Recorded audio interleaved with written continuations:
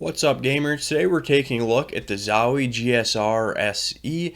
This is a pretty popular pad in which I 100% blame Fortnite, and it's still pretty popular even after all this time, and it's used regularly in that scene as well as other esports now. But before we get into the review, just want to thank you guys so much for the support recently. We just smashed 100 subs in the last couple weeks. I was hoping we were going to be there at the end of the year, and you guys did not disappoint. For those of you that are subbed, that was a fist bump. For everyone else, I just punched you in the face. So with that said, let's get into it. Alright, so here we are. This pad I consider to be a jack of all trades, master of none, because it's not very fast, but it's also not very slow. So you'll have a good bit of control for flicks, as well as moderate speed for easier tracking and micro adjustments. So if this is going to be your first gaming mouse pad and you don't really necessarily know your strengths and weaknesses yet, this isn't necessarily a bad place to start. Or if your skill in tracking, flicking, and micro adjustments are all well rounded, it's good in that scenario as well.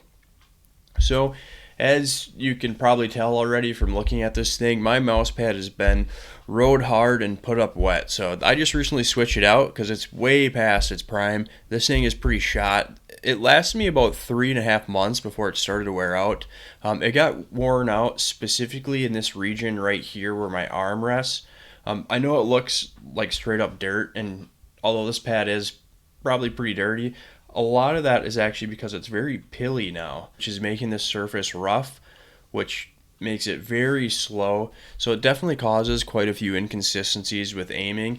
And unfortunately, I can't just flip it around to get a little bit longer life out of it, because then my mouse is kind of gliding over the really pilly part of this mouse pad. And I mean, the surface is already kind of generally pretty worn out, so trying to glide through here is pretty awful, to be honest.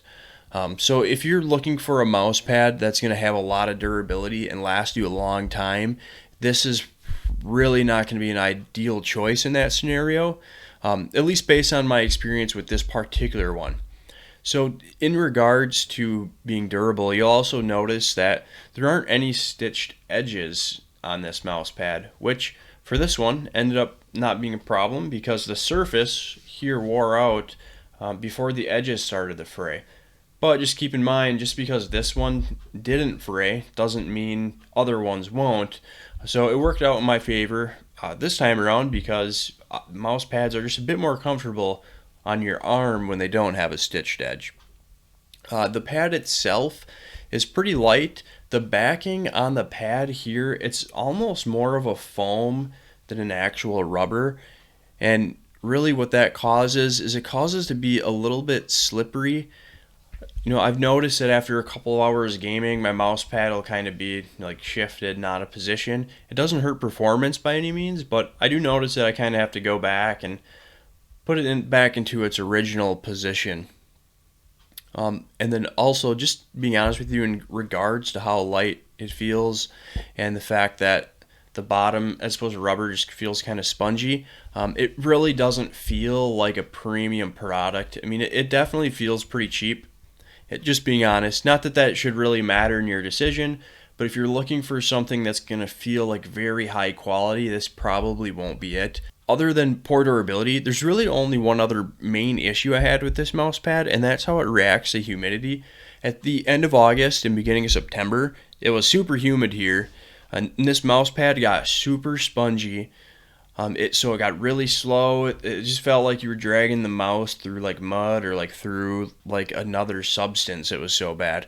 And I actually had to bench this thing for a few weeks until it cooled down a bit and there's a little bit less humidity in there. So if you live in an area with high humidity, just be warned, if it's humid in your house, then you're likely going to run into the same problem.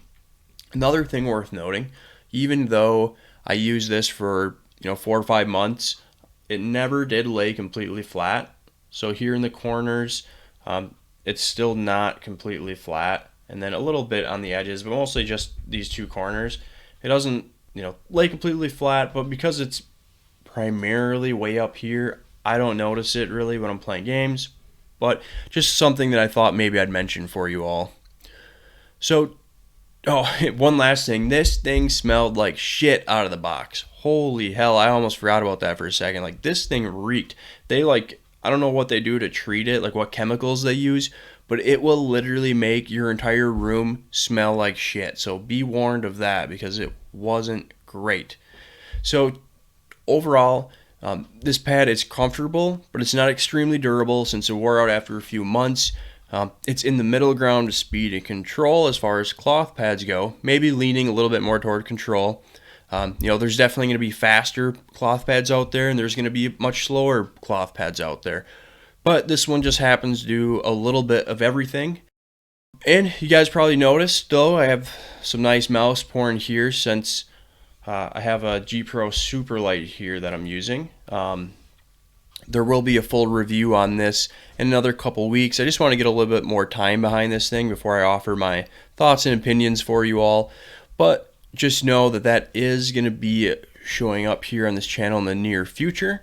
But that's all I have for you guys in this one. I hope you found this review to be helpful. And per usual, if you have any questions at all, hit me up in the comments below, and I'll see you all sometime soon.